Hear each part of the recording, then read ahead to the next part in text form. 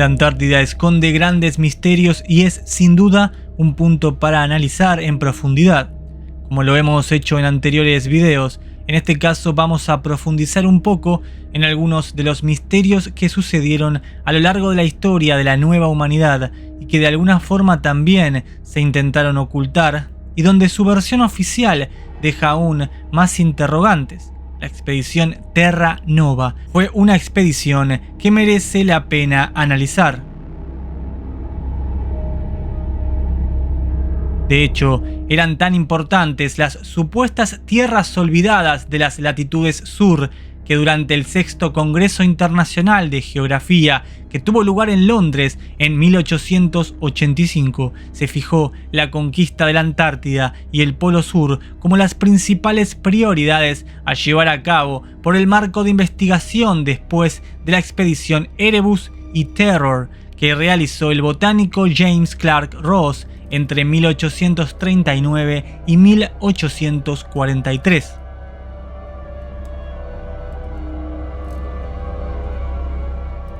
Una de las tantas expediciones que nos llaman la atención se denominó Expedición Terra Nova, o también conocida como British Antarctic Expedition de 1910.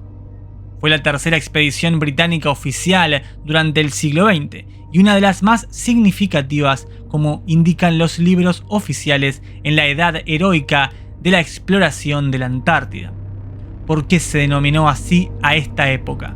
Bien, por los años 1900 y 1920, la Antártida se convertía en el centro de investigaciones por las grandes potencias y organizaciones secretas. Muchos de los personajes provenientes de la Gran Cúpula financiarían estas travesías por lo que se conocía como latitudes congeladas.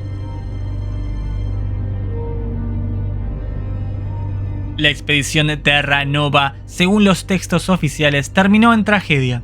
Pero muchos misterios aún hoy rondan sobre aquel fatídico camino que tomaron los exploradores.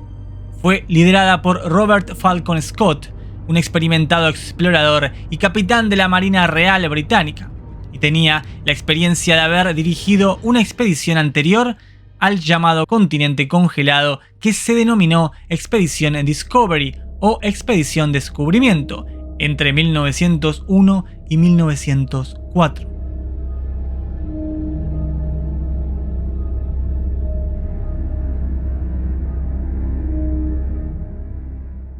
El objetivo principal, según Scott, era alcanzar el Polo Sur y asegurar al Imperio el honor de la proeza.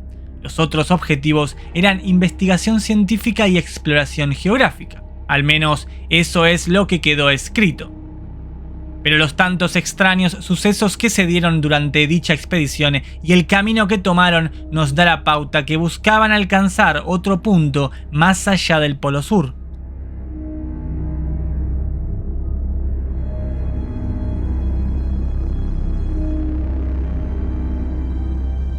La expedición contó con financiación privada, aunque de forma no oficial. El gobierno británico contribuyó con más de la mitad de los costes, sobre todo por parte de la Royal Geographical Society.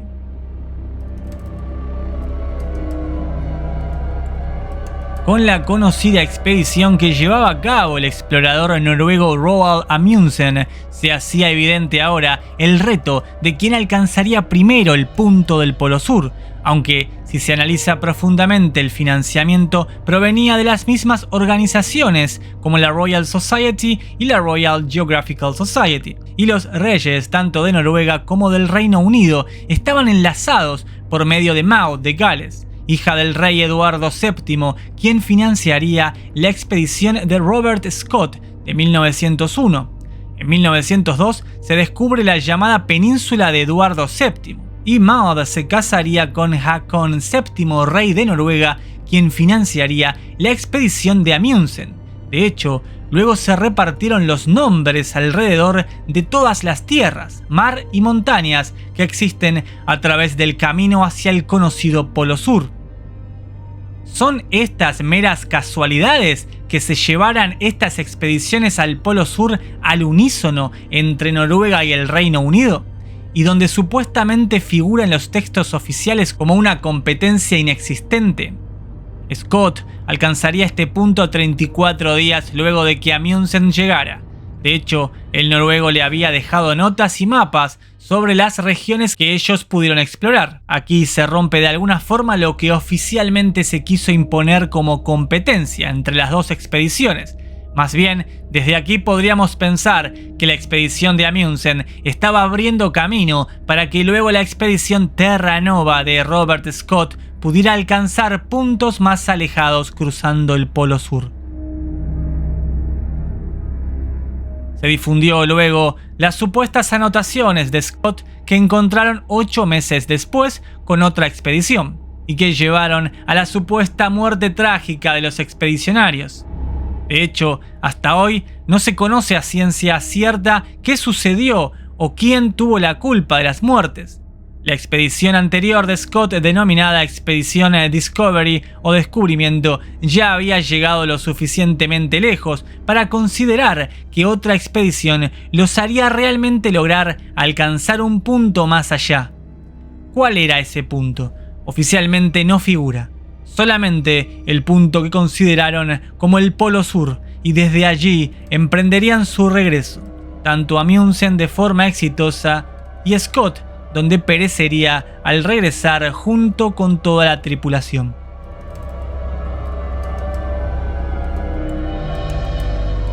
Curiosamente, si buscamos cómo Robert Scott llegó a liderar estas expediciones a los lugares recónditos del sur, explican los textos que casualmente se encontró en las calles de Londres con Clement Markham, quien era el presidente de la Royal Geographical Society y quien de alguna forma convencería a Scott de realizarlas.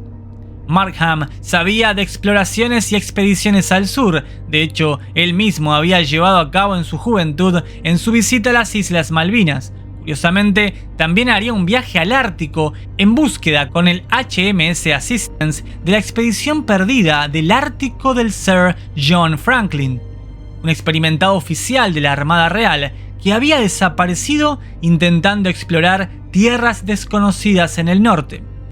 Según se cuenta, Franklin y los 128 miembros de la tripulación murieron al quedar atrapados en el hielo en el estrecho Victoria.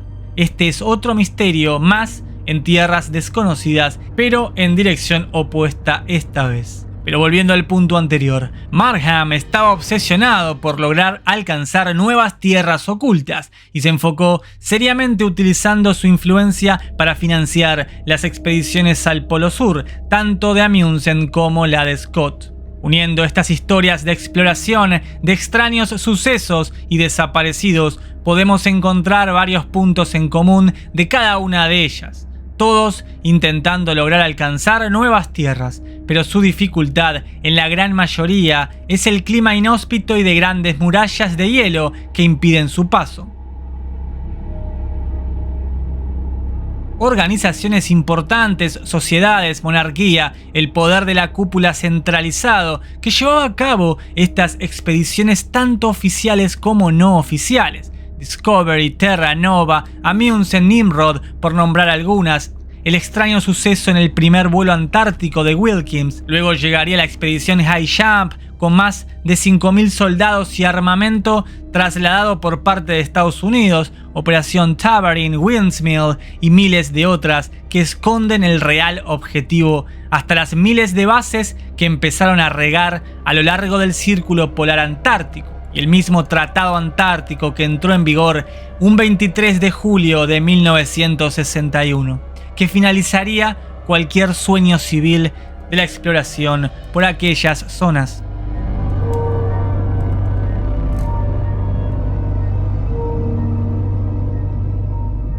¿Qué sucedió realmente con todas estas exploraciones? ¿Qué otras tierras alcanzaron? ¿Realmente murieron todos estos exploradores experimentados o lograron establecerse en otras tierras más allá de aquellas murallas congeladas?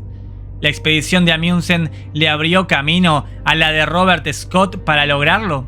¿O realmente perecieron todos en aquellas tierras? Y de ser así, ¿fueron encontrados sus cuerpos realmente?